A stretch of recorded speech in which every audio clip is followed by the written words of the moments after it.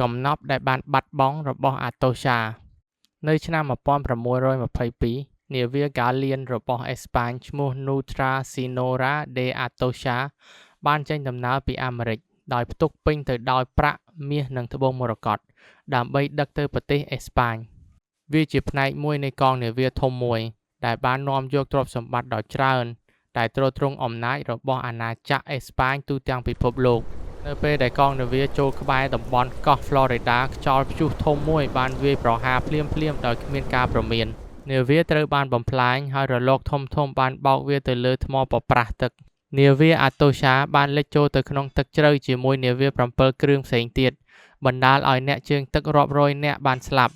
និងធ្វើឲ្យទ្រព្យសម្បត្តិដ៏មានតម្លៃច្រើនមួយក្នុងប្រវត្តិសាស្ត្រលិចលង់ចូលទៅបាតសមុទ្រប្រទេសអេស្ប៉ាញបានរៀបចំប្រតិបត្តិការសង្គ្រោះភ្លាមៗដើម្បីយកទ្រព្យសម្បត្តិមកវិញទោះបីយកបានខ្លះពីកន្លែងដែលមិនជ្រៅក៏ដោយប៉ុន្តែពួកគាត់មិនអាចមុជទៅដល់អាតូសាព្រោះវាលិចនៅទឹកដែលជ្រៅជាងគេ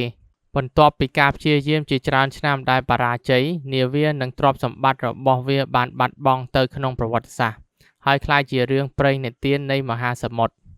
ក្រោយពី350ឆ្នាំបន្ទាប់មកនៅឆ្នាំ1985អ្នកស្វែងរកកំណប់ Mel Fisher បានរកឃើញកម្ទេចនាវានោះបន្ទាប់មកមានចំនួនផ្លូវច្បាប់យូរមួយដែលបញ្ចប់ដោយតុលាការកំពូលរបស់អាមេរិកផ្ដល់សិទ្ធិលើកកំណប់ឲ្យគាត់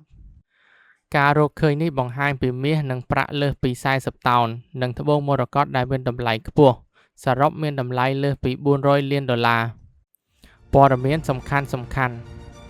ឆ្នាំ1622 Nuestra Señora de Atocha លិចដោយខ្យល់ព្យុះក្បែរឆ្នេរ Florida សហរដ្ឋអាមេរិក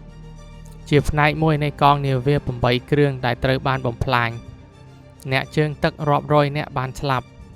ដឹកប្រាក់មាសនិងត្បូងមរកតជាច្រើនប្រទេសអេស្ប៉ាញបានរងការបាត់បង់សេដ្ឋកិច្ចដ៏ធំមួយការសង្គ្រោះដំបូងយកបានតិចណាស់ព្រោះទឹកជ្រៅ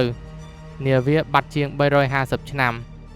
1985រកឃើញដោយលោក Mel Fisher ឈ្នះក្តីនៅ Supreme Court of United States តម្លៃប៉ានស្មានលើសពី$400 លាន